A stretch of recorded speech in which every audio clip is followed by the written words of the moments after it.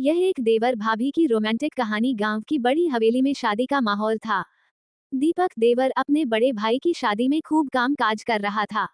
बारात से लेकर प्रतिपक्ष की सेवा तक, बारात नजरों में वो सबसे जिम्मेदार और खुशमिजाज लड़का लग रहा था। शादी पूरी होने के बाद जब भाभी साधु पहली बार दहलीज आई तो दीपक ने हल्के मोजे से उनका स्वागत किया। उसमें मुस्कान, कुछ मासूमियत थी, कुछ अजनबी सा अपनापन। दिन बीतते गए, भाभी और देवर का रिश्ता मजाक, हंसी और देखभाल में गहराता चला गया। भाभी बार बार रसोई में दीपक को छेड़ते हैं, इतना पढ़ाई का शौक है, फिर काम धाम में क्यों घुसेड़े रहते हो? और डिक्लेरेशन से जवाब मिलता है, भाभी आप काम करती हो तो थक जाओगी, मुझे अच्छा नहीं लगता। धीरे धीरे दोनों के बीच एक चुपके चुपके मोहब्बत पटने लगी, जिसे ना भाभी तय कर सकती थी ना दीपक। कभी कभी छत पर रात की हवा में बातें करते हुए अपनी यात्रा पर जाते हैं, कभी कभी अपनी रोजमर्रा की जिंदगी का पल्लू ठीक करते हुए राजपूतों और दीपक की नजर तेज हो जाती है। एक रात चांदनी इंजीनियरी स्टॉल रही थी। भाभी ने कहा, हवा से उनके बाल उड़ रहे थे। दीपक पास से बोला, भाभी कभी सोची थी जिंदगी ऐसे बदलेगी? साक्षी ने अपनी ओर देखा, लेकिन भर आई, जिंदगी तो बदल जाती है दीपक, पर कुछ सोच दिल से कभी नहीं जाता। उनके शब्दों में विश्राम मोहब्बत साफा था। दोनों जानते थे कि यह रिश्ता बस दिल के रिश्ते तक ही सीमित रह सकता है, लेकिन उस शैले, उस राक्षसी और उन बिन कहे जज्बातों ने अपनी कहानी को अनकही मोहब्बत बना दिया। गांव की हवेली में थी दुकान, ढोल नगाड़े की आवाजें, संतों की भीड़ और रंग बिरंगी रोशनियां। सभी मिलकर उस रात को यादगार बना रहे थे। आज बड़े भाई राजेश की शादी थी और पूरे घर की जिम्मेदारी छोटे भाई दीपिका के रीमेक पर थी। कि दुल्हन संध्या पहली बार दहलीज पर आए, घूंघट के पीछे उनकी झलक जैसे चांदनी से निकली हो। दीपक ने आरती की थाली सखी और मुस्कुराकर बोला, भाभी जी अब तो ये घर आपका है। साईं ने झूली सी मुस्कान से देखी नजर, उनकी आंखों में झलकता आर्द्र और मासूमियत दीपक के दिल को अजीब सा एहसास दे गया। उस दिन घर में साई की हंसी, उनकी बातें और उनकी मासूम अदाओं ने सबका दिल जीत लिया। दीपक की भी अक्सर राय होती है कि जब भाभी मछलियां होती हैं तो घर में रोशनियां जैसी हो जाती हैं। दिन बतेते गए, अब सवेरे घर को सूर्यास्त लग गया।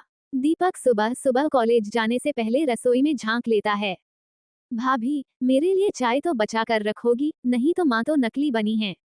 हंसी मजाक में, अरे क्या अब आलू को भी मीठी चाय मिलनी चाहिए? ठीक है, बदले में तुम मुझे सब्जी काटने में मदद करोगे। कुछ इस तरह मजाक मस्ती में उनका रिश्ता गहरा हो गया। दीपक को लगता है भाभी सिर्फ घर की बड़ी बहू नहीं, बल्कि उसकी दोस्त भी हैं। कभी कभी शाम को छत पर हवा खाने जाते हैं तो दोनों चार चार बातें कर लेते हैं, अपने संस्थान के किस्से सुनाएं और दीपक अपने कॉलेज की सलाहें। धीरे धीरे दोनों की हंसी और रिश्ते, दिल के अंदर एक अनकही मोहब्बत बो रही थी। समर की एक रात थी। हवेली की छत पर विश्वविद्यालय हवा बह रही थी। आसमान में पूरा चांद था, जैसे अपनी चांदनी से बोस महका रहा हो। साईं छत पर आया। बाल खुले थे, हल्के सी गुलाबी बालों में वो और भी निखर रही थीं। दीपक पहले से ही वहां था, किताब खोली लेकिन बार बार आसमान की तरफ देखा। धीरे धीरे पास से बोले, इतनी रात को पढ़ाई या फिर किताब सिर्फ पढ़ना है? मोमबत्ती की चमकया, भाभी चांद की रानी इतनी खूबसूरत हो तो किताब पढ़ने वाला भी भूल जाए कि वो पढ़ रही है। उनकी बातें धीरे धीरे मदरसे में घूमती रहती हैं। कुछ देर बाद हवा तेज चली, शाम के बाल खराब हो गए।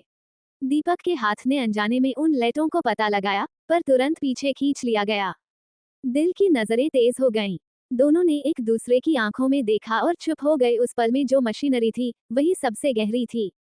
किसी ने कुछ कहा, ना कुछ कहा, फिर भी जैसे दोनों ने सब महसूस कर लिया हो। अगले दिन से दोनों अजीब से हो गए। बातें वही थी, मजाक भी वही, लेकिन अब मिलती हैं दिल धड़क। दीपक जब भाभी को आंगन में हंसते हुए देखता है तो दिल करता है उन्हें बस देखता ही रह जाता हूँ। और भी क्यों, बार बार सोच में पड़ जाती है, ये एहसास गलत है तो नहीं, लेकिन ये दिल धड़कता है जब दीपक पास होता है। रिश्ते भाभी देवर का थे, पर जज्बात धीरे धीरे धीराई प्रेम प्रसंग में बदल रहे थे। बारिश का मौसम था, हवेली के आंगन में बारिश की बूंदें टपकती रहती हैं। साझी सराय में दुकान की खिड़की से बाहर देख रही थी। अलौकिक हवा के हथियारे उनके चेहरे को छू रहे थे। दीपक यहाँ गया, हाथ में किताब थी पर नजर बार बार भाभी पर ठहरती है। उसने टिप्पणी करते हुए कहा, भाभी बारिश में भीगने का मन होता है?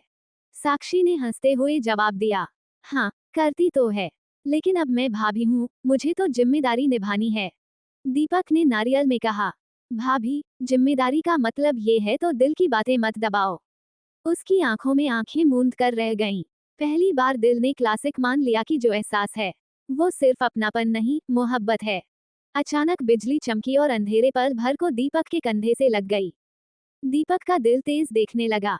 उसने धीरे से कहा, भाभी, काश ये पल रुक जाए। साक्षी ने खुद को कब्जे में ले लिया, लेकिन उनकी आंखों में साफ था, दिल अब बहक चुका है। उस रात दोनों अपने अपने कमरे में देर तक जागते रहे। दीपक को लगा जैसे अपनी पहली मोहब्बत पाली हो और साई के दिल में दरार थी। इस रिश्ते समाज को कभी मंजूर नहीं होगा।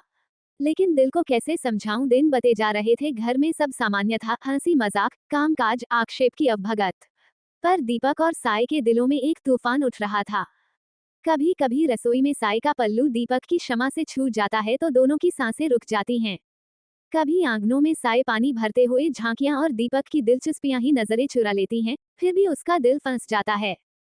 एक शाम 7 छत पर सप्ताहांत, आंखों में दवाई थी। दीपक धीरे धीरे पास आया और बोला, भाभी, आप रो रही हैं। संध्या ने आंखें बंद करके कहा, नहीं, बस ऐसे ही, कभी कभी दिल भारी हो जाता है।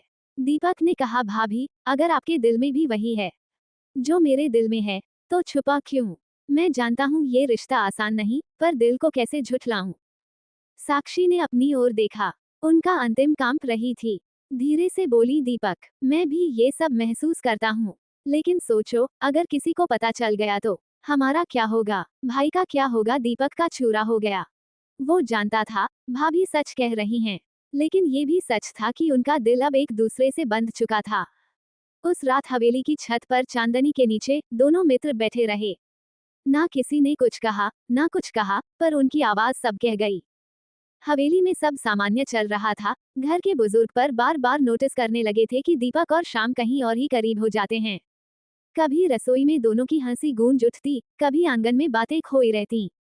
एक दिन मांझी ने स्वप्न को आवाज दी, संध्या बहू, तुम तो दीपक के साथ हर समय रहती हो, जरा घर के काम पर भी ध्यान दो।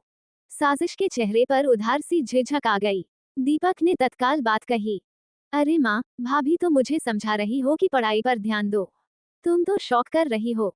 मांझी मान गई, लेकिन साई का दिल और कांप गया। उस रात शाम ने दीपक से कहा, देखा, लोग नोटिस करने लगे हैं, अब हमें और सावधान रहना होगा।